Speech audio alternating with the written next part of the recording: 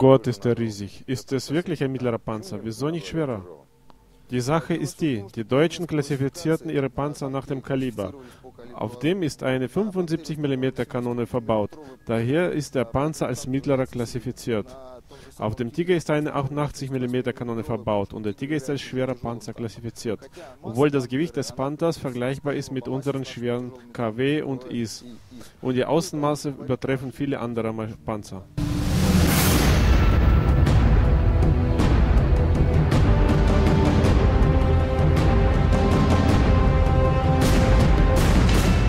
Panzerkampfwagen 5 Panther. Außenmaße, Länge 6870 mm, Breite 3270 mm, Höhe 2995 mm, Clearance 560 mm. Die Entwicklung des neuen Panzers begann 1938. Aber die Selbstsicherheit der deutschen Führung, die damals über ausreichend gute Panzer 3 und 4 verfügte, haben das Projekt vorerst gebremst. Das Einzige, was die Konstrukteure bis zum Beginn des Zweiten Weltkriegs fertig hatten, war das Fahrwerk.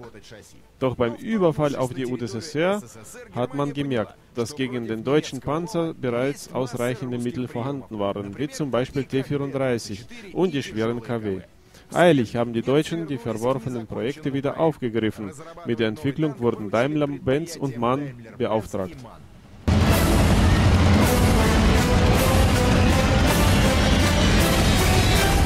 Und hier fängt das Interessanteste an.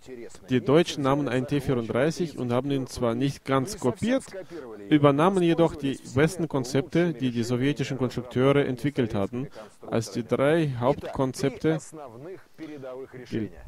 Erstens, Panzerplatten angeordnet in großen Winkeln. Zweitens, Fahrwerk mit großen Laufrollen. Drittens, breite Ketten.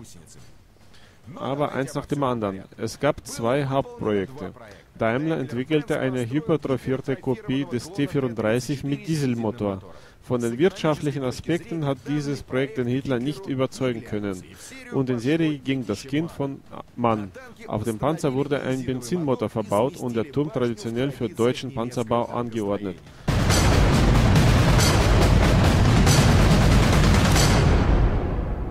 Und sollen wir den Deckel öffnen? Gut.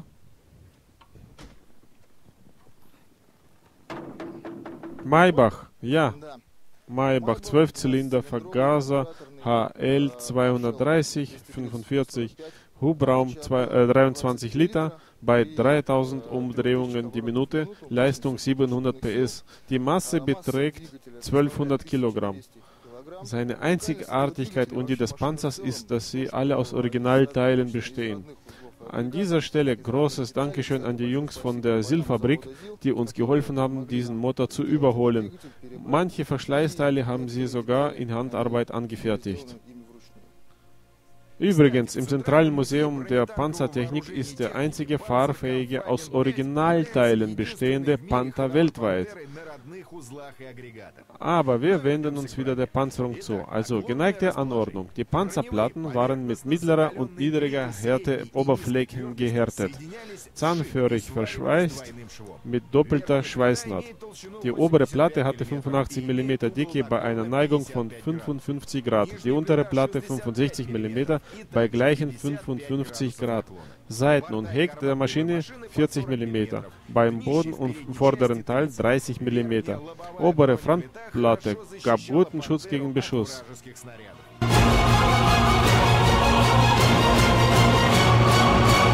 Diese Panzerplatte hielt manchmal stand sogar bei Treffern von 122 oder 152 mm Granaten durch die Abpraller. Seht hier, ist sogar der Original Zemerit-Beschichtung erhalten. Ein solches Ausstellungsstück können sich andere nur wünschen. Jetzt muss ich hoch. Und das sind 3 Meter.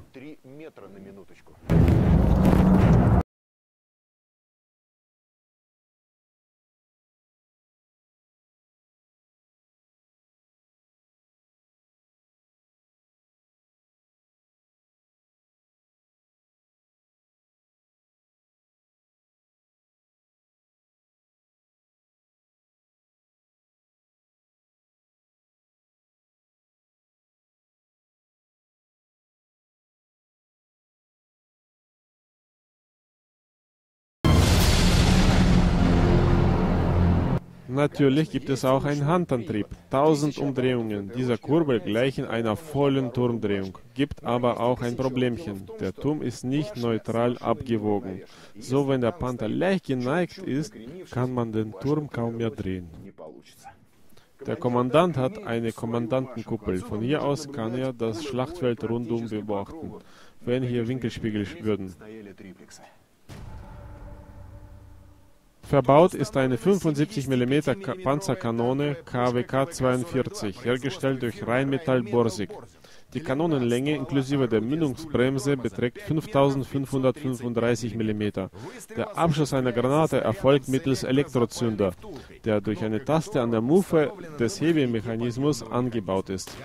Munitionsvorrat an späten Modifikationen betrug bis zu 82 Granaten.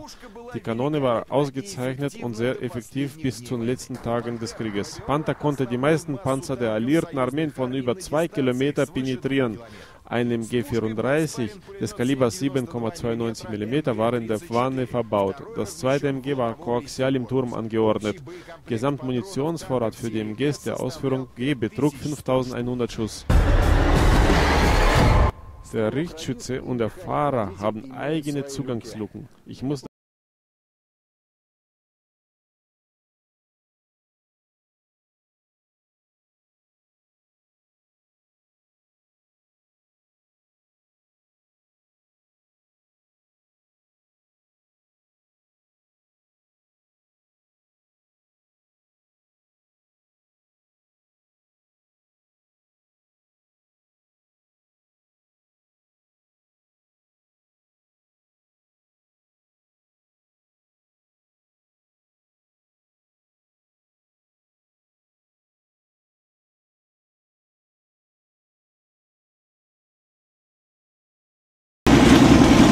Bei solchen Außenmaßen ist der Panther innen drin richtig eng.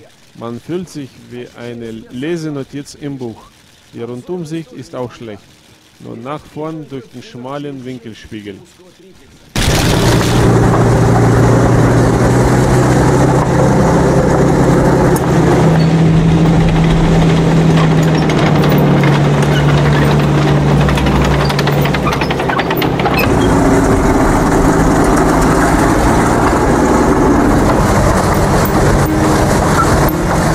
Das Laufwerk auf jeder Seite besteht aus 8 Laufrollen in Schachtelanordnung und dem Antriebsrad. Das sorgte für weichen Lauf und geringen Bodendruck. Aufhängung mittels Torsionsstäbe plus hydraulische Amortisation für die ersten 2 Laufrollen. Die Kettenbreite beträgt 660 mm. Er lässt sich einfach und angenehm steuern, mal von der Schaltkraft eines Pferds abgesehen. Bei allen Ideen und Zuverlässigkeit, zumindest zum Ende des Krieges, war der Panzer weit davon entfernt, ideal zu sein. Die erste Serie war sehr roh und unzuverlässig. Als man die Kinderkrankheiten beseitigt hatte, hat sich die Qualität verschlechtert, wegen Mangel an Rohstoffen. Dem nicht genug, wegen der komplexen Konstruktion war es selten möglich, größere Defekte wie Motor oder Fahrwerk bei Gefechtsbedienungen instand zu setzen, nur in der Werkstatt. Das hieß Ausfall des Panzers für längere Zeit. Dazu konnte der Panther seitlich mit einer beliebigen Kanone durchschlagen werden, zum Beispiel 45 mm. Es war auch nicht möglich, in den Turm eine stärkere Kanone einzubauen, für die effektivere Bekämpfung der IS-2-Panzer.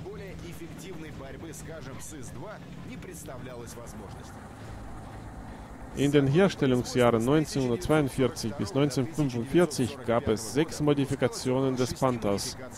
Insgesamt wurden 5.976 Panther hergestellt. Danke.